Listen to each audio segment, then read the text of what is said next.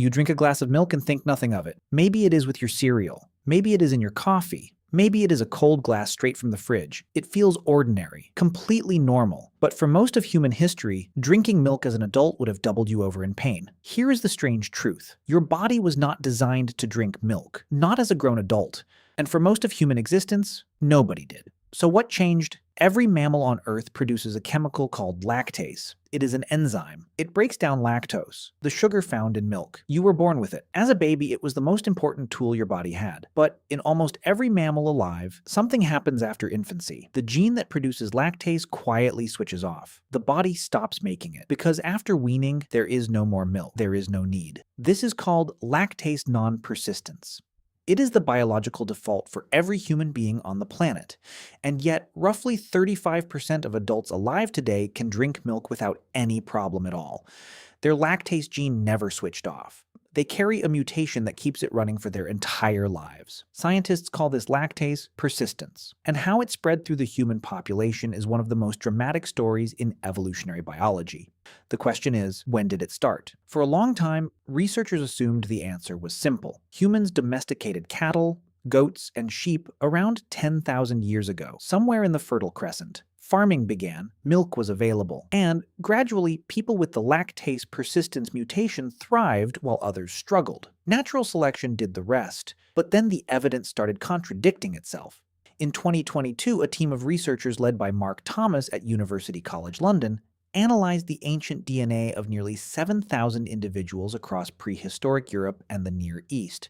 The results were shocking. Lactase persistence mutations were almost entirely absent in early farming populations. Ancient farmers 10,000 years ago were drinking milk, but they almost certainly could not digest it properly. So why were they drinking it anyway? The answer is that they were processing it. Ancient peoples fermented milk into cheese and yogurt. Fermentation breaks down most of the lactose. Your gut can handle what remains. Pottery residue from prehistoric sites across Europe and the Near East is packed with traces of fermented dairy products. So early humans were not naive. They had found a workaround. But the mutation existed somewhere.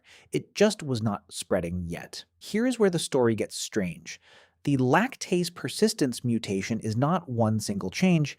It appeared independently in multiple populations, in multiple parts of the world, at different points in time. One version arose among pastoralist groups in northern Europe. Another appeared in the Arabian Peninsula. Several different versions emerged across sub-Saharan Africa. Each population developed its own solution to the same biological lock. And in Europe, the mutation began spreading rapidly not 10,000 years ago, not 8,000. According to the Thomas study, it only began surging through European populations around 3,000 years ago, around the Bronze Age. Why so late? Researchers believe the answer is catastrophe.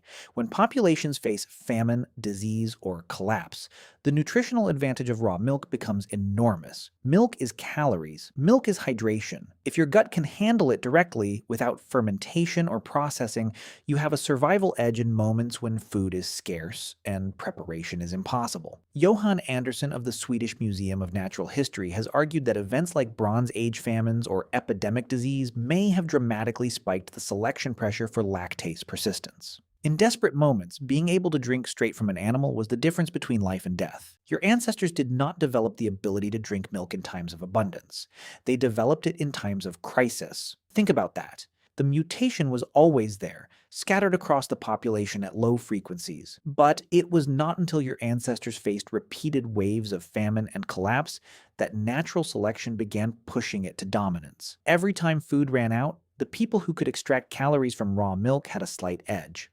Over generations, those small edges compounded. By the time the ancient Romans were building their roads, a significant portion of northern Europeans could digest fresh milk as adults. By the medieval period, dairying had become central to European food culture. And today, populations with deep northern European ancestry carry lactase persistence rates above 80%.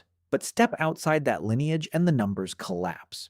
In East Asia, lactase persistence affects fewer than 5% of adults. Across much of Southeast Asia and Sub-Saharan Africa, the majority of adults are still running the original biological software. Their lactase gene switches off after childhood, exactly the way evolution intended. This creates a strange modern problem. Dairy is embedded into global food culture, School lunches, processed foods, nutritional guidelines. A system built around the assumption that every body works the same way. But half the world's adult population experiences some degree of discomfort when consuming dairy. They are not broken.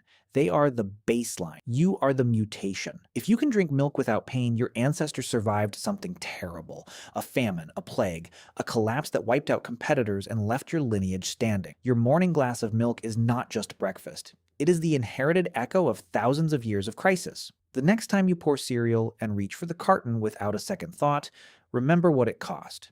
Ancient pastoralists spending 10,000 years finding workarounds for a body that resisted them. Bronze Age survivors clutching their advantage through waves of death. Generation after generation passing forward a single genetic tweak that made the difference. You do not just drink milk, you drink 10,000 years of human persistence, adaptation, and catastrophe. And it started, as most human stories do, with survival.